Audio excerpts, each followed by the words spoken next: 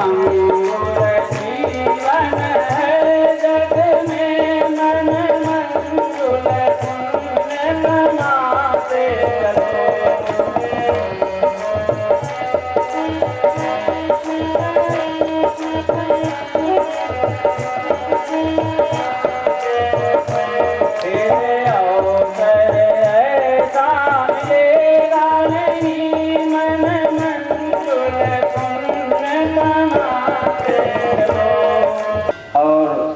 एक सूचना है, कल भगवान श्री कृष्ण माधव मोहन मुकुंद मुरली मनोहर का प्राकट्य उत्सव मनाया जाए। ये नहीं मंच पर आने के लिए मना किया है, कथा में व्यवधान न हो, सबका स्वागत है। रविमुखे श्लाघ्या शूराणां बद ईप्सिता। हे बधू, मेरे भाई की पत्नी, हे माँ, सभी परिजनों को सांत्वना देता है। जब इस प्रकार से कहा तो दिति हंस पड़ी। कश्यप की दो पत्नियां हैं, एक का नाम दिति है, दूसरी का नाम अदिति है। दिति से दैत्य पैदा हुए हैं और अदिति से देवता पैदा हुए। दिति हंस पड़ी, बेटा हो तो ऐसा हो। यम बालक का उदाहरण देता है और कहता है, तुम लोग जरा सा भी चिंता न करना, मैं उस विष्णु से बदला लेने के लिए मंदराचल की तलहटी में जाकर के तपस्या करूंगा और ब्रह्मा को प्रसन्न करूंगा और ब्रह्मा को वरदान देने आना ही पड़ेगा। तापवाला विप्र सदा भरियारा। तप का बल हर युग में रहा है। आज भी जो तप कर रहे हैं उनको साधारण न समझो। ये कह देने से नहीं कि कलयुग चल रहा है। अरे भैया, अब तो कलयुग चल रहा है। अरे कलयुग तो सबसे बढ़िया युग है। गोस्वामी जी ने लिखा है रामचरितमानस में कि कलयुग समझ ज्ञान नहीं, अजो नर कर विश्वास। गाय राम गुण विमल जस, भवतर भी नहीं प्रयास। और बताओ कौन ऐसा युग है जो बिना प्रयास के लोग भगवान को प्राप्त कर लिए। लेकिन कलयुग ऐसा युग है कि यहाँ अगर आदमी चाहे तो केवल नाम स्मरण से परमात्मा की प्राप्ति कर सकता है। कलौ नास्ते नास्ते, कलयुग में कुछ नहीं, केवल हरि नाम, भगवान का नाम। कलयुग केवल नाम आधारा।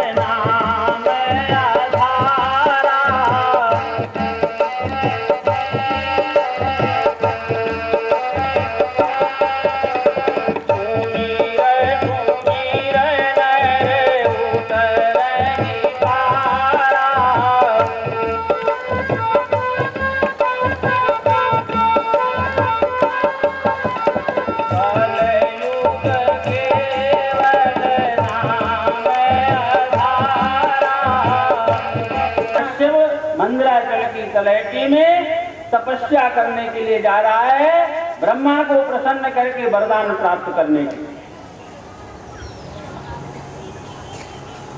सते मंदर द्रोण्यां तपा परम दारुणम। बड़ा कठिन तप कर रहा है। कैसे? ऊर्ध्वबाहो, ऊपर की ओर भुजाएं, ऊर्ध्वबाहो नभो दृष्टि, आकाश की ओर दृष्टि है, पादांगुष्ठा श्रिता, के अंगूठे पर खड़े होकर के ब्रह्मा का तपस्या करा। ब्रह्मा को प्रसन्न, हे ब्रह्मदेव आओ। इतना कठिन तपस्या कर रहा है कि शरीर में कांच भेटियों ने अपना घर बना लिया है। अस्थि मात्र वह रहे शरीरा, शरीर में कुछ जान नहीं है, अस्थि मात्र रह गए हड्डी। लेकिन श्वास को जीत करके आज हिरण्यकशिपु बैठा है एकदम ध्यान लगा करके भगवान के आराधन में है, अधर्माचरण करता है। तब भी तुम लोग हमारे पास आते हो। कोई गलत कोई अच्छा काम करता है तब भी मेरे पास आ जाते हो कि हमारे प्राण अवरुद्ध हो रहे हैं। मैं देख रहा हूं कश्यप नंदन हिरण्याकश्यप मंदराचल पर्वत की तलहटी में तपस्या कर रहा है वरदान प्राप्त करने के लिए। मैं जा रहा हूं, उसे वरदान दूंगा, तुम लोग चिंता न करो। ब्रह्मा जी पहुंचे उसी स्थान पर जहां तपस्या रत है हिरण्याकश्यप। आवाज लगाई ब्रह्मा जी ने, उत्तिष्ठोत्तिष्ठ भद्रं ते तपः सिद्धोषि काश्यप वरदोऽहमनुप्राप्तो द्वियतामीप्सितो वरः। वरदान मांगो, उठो उठो। ब्रह्मा जी ने कहा लेकिन इनके ऊपर कोई असर नहीं पड़ा, वैसे बैठ। ब्रह्मा जी ने कहा लगता है इसको कोई होश नहीं है। अपने कमंडल से जल लिया, मंत्र पढ़ करके जैसे ही अभिमंत्रित जल हिरण्याकश्यप के ऊपर फेंका तो चेतना का संचार शरीर में हुआ। तुरंत आंखें खुल गई, देखा तो ब्रह्मा जी सामने। अरे बोले प्रभु आप आ गए, मैं आपको ही तो बुलाने के लिए तपस्या कर रहा था। ब्रह्मा ने कहा हाँ बेटा मैं आ गया हूं। वरम ब्रूहि, क्या तुम्हें वरदान चाहिए बोलो।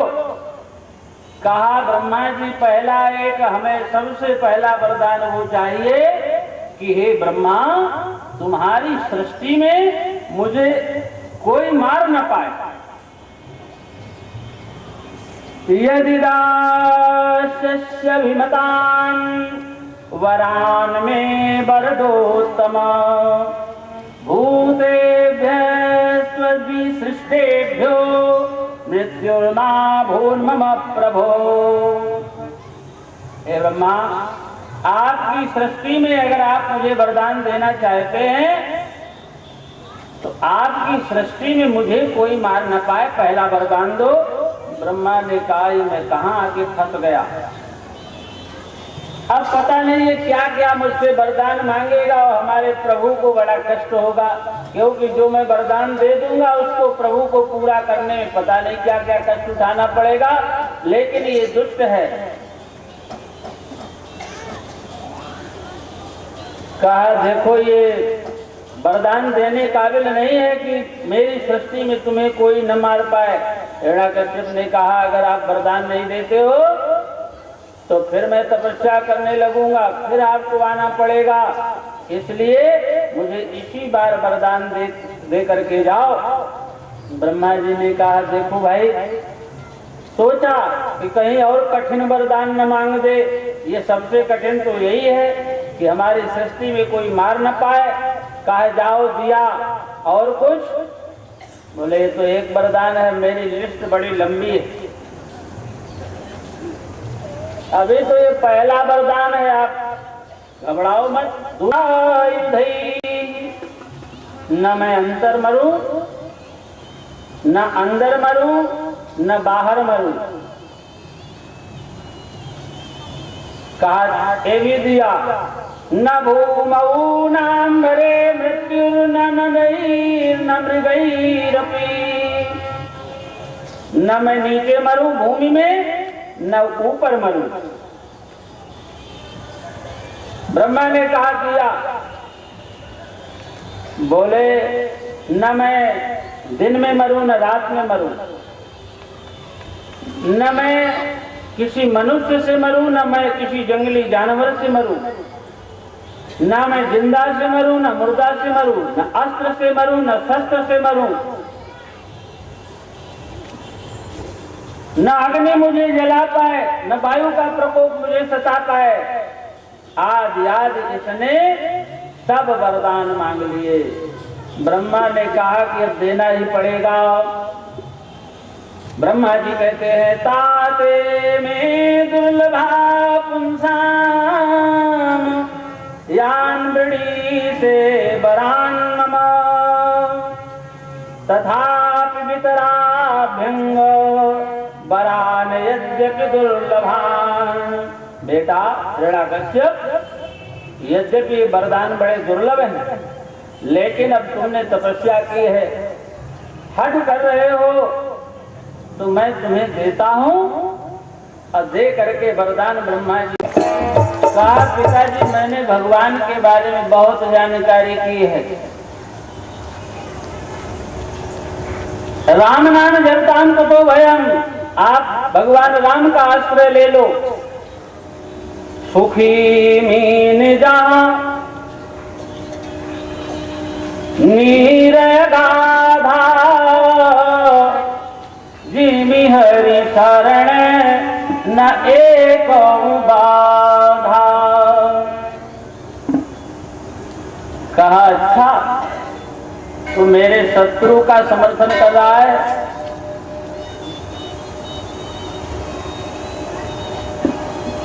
क्रोध में लाल हो गया, कहता है दैत्य चंदन बने जातो एम कंटकद्रुमा। दैत्यों के समूह को चंदन बन बता रहा है कि दैत्यों के चंदन बन में तू बबूल का कांटा बन करके कहां से आ गया। बबूल का पेड़ अपने समूह को चंदन बन बता रहा है। विचार करो, ये चंदन बन दैत्यों का कैसे नष्ट होगा। विष्णु रूपी कुल्हाड़ी में जब प्रहलाद रूपी बबूल का बेट लगेगा तो उस कुल्हाड़ी से ये सारा चंदन बन जड़ से काट करके समाप्त कर दिया जाएगा। क्रोध में भी कहता है, लेकिन बात बहुत मार्मिक कहता है। गुरुदेव ले जाओ बालक को, अच्छी शिक्षा दिलाना। गुरुदेव ले गए। फिर कुछ दिन बाद हुआ, फिर बुलाया, बेटा प्रहलाद क्या तुमने पढ़ा है। प्रहलाद जी ने कहा प्रभु पिताजी मैंने 9 प्रकार की भक्ति सीखी है इस बात का। श्रवणं कीर्तनं विष्णु, जैसे विष्णु का नाम लिया तो गोदी से उठा के जमीन में पटक दिया। बोले बदमाश, मेरे शत्रु का नाम ले रहा है, मैंने मना किया था ना। प्रहलाद जी ने कहा पिताजी बेशक पटक दो, लेकिन सुन लो पूरा श्लोक। श्रवणं कीर्तनं विष्णु स्मरणं पाद सेवनम् अर्चनं वंदनं दास्यं सख्यमात्म निवेदनम। श्रवण, ये आप लोग श्रवण कर रहे हैं, भगवान की गुणानुवाद को सुन रहे हैं, ये भी भक्ति का प्रकार है। एक भगवान की कथा जहाँ होती हो दत्त चित्त हो करके श्रवण करना, मन लगा करके अच्युत कथा को श्रुतिम चकाराच्युत सत कथोदय, अपने कर्ण कानों से भगवान की अच्युत कथा को श्रवण करना। श्रुतिम चकाराच्युत सत कथोदय। बोले श्रवणम कीर्तनम विष्णु स्मरणम, भगवान का स्मरण करना, पाद सेवनम, चरण कमलों में भाव रखना, सेवा करना। श्रवणम कीर्तनम विष्णु स्मरणम पाद सेवनम अर्चनम, भगवान की अर्चना करना, भगवान के सामने करबद्ध निवेदन होकर के वंदन करना, दास भाव रखना कि आप मेरे स्वामी हो, मैं आपका दास हूं। सखा भाव रखना, आप मेरे सखा हो और आप आत्मनिवेदनम, आत्मनिवेदन करना चाहिए। बोले 9 प्रकार की भक्ति है, 9धा भक्ति। बोलिए कृष्ण भगवान की। पहला हिरण्यकश्यप ने कहा, गुरु जी को बुला करके बोले देखो ये सब क्या है, ये क्या कह रहा है, यही पढ़ाया है। गुरुदेव ने कहा न मत प्रणीतम न पर प्रणीतम, श्रुतो वदत्ते सतवेन्द्र शत्रो, नैसर्ग कीयं मतिरस्य राजन, नियक्षमन्यम कददास्ममाना। न मैंने पढ़ाया है न दूसरे ने पढ़ाया है। हिरण्यकश्यप ने कहा फिर ये जो आपके शत्रु का नाम कहते हो, विष्णु को शत्रु, आपके शत्रु का नाम जो ले रहा है राजन, इसका ये नैसर्गिक लक्षण है। इसको किसी ने अड़ाया पढ़ाया नहीं है, ये स्वभाव का नैसर्गिक लक्षण है। कहा बढ़िया से ले जाओ, इस बार पढ़ाओ, नहीं तो फिर ठीक नहीं रहेगा। फिर ले गए, फिर कुछ दिन बाद बुलवाया, फिर प्रहलाद जी ने वही राग लापना शुरू किया। इसने कहा तू ऐसे नहीं मानेगा। श्रोताओं, मल्लों को बुलवाया, बर्फी भाले से आदेश दिया कि इसके ऊपर प्रहार करके इसको मार डालो, मेरे शत्रु का नाम ले रहा है।